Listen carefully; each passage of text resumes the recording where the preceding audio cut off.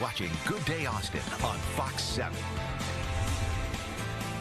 Welcome back to Good Day Austin. Today we're talking about the military ahead of Veterans Day. Americans' confidence level in the U.S. military stands at 60%, the lowest it has been since 1997. So the question is, what is happening in the military and why is it becoming increasingly difficult to recruit and retain its members? Well, joining us this morning to talk more about this is Corie Weathers, licensed professional counselor and the author of this book, Military Culture Shift: The Impact of War, Money, and Generational Perspective on Morale, Retention, and Leadership. Thanks so much for being here, Corie. Thank you, Leslie, for having me. Yeah, so tell us a little bit more about, first, the numbers. Taking a look at the numbers, why do you think they're so low? Yeah, you know, we're hearing a lot of news reports about this being a generational problem with Gen Z, or maybe it's an internal culture problem with the DoD, maybe even the disconnect of America to the military force.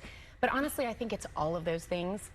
I think that it needs to move from a defense conversation to more of a national conversation. I think there are so many variables, and that's one of the things that I wanted to do in this book, is really pull apart all of the many variables that contribute to us having a retention but also a recruitment crisis. And you yourself are part of the military family. Tell us a little bit more about what this culture shift really indicates to not only service members, veterans, but as well as family members. Yeah, I wanted to really unpack the shift that has happened over time. Our military culture is not what it was 10 years ago, 15 years ago, even since 9/11. So much of American culture has shifted, with Gen Z and millennials shaping so much of our culture, and we are 1% of the American culture, so we mirror a lot of those changes we see in society.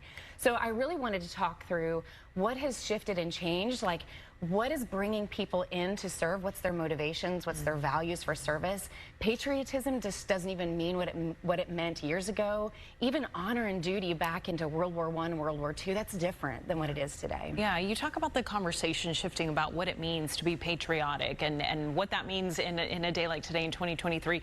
What would you like to see moving forward? How do things need to shift, and how can people really shift the perspective? Yeah, I think number one, I do think that there's some truth in the American culture reconnecting with the force, with the people that goes on their behalf. I do think that there is a little bit of a disconnect in that when we say thank you for your service, although that's an incredible, you know, some thanks is better than no thanks, right? But I do think that there's a little bit of disconnect of what is this community going through? What does it mean for them to be sent on our behalf?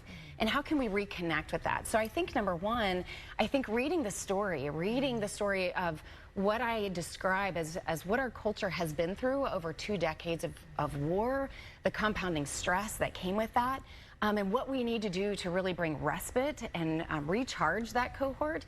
But then what does that mean to recruit the next generation? Not just so that we have people that are in the force, but that we have families in America that's really behind our force and reconnected to it. Yeah, absolutely. We've got just a short time left. Tell us, where can folks find your book, and are there any events happening ahead of Veterans Day?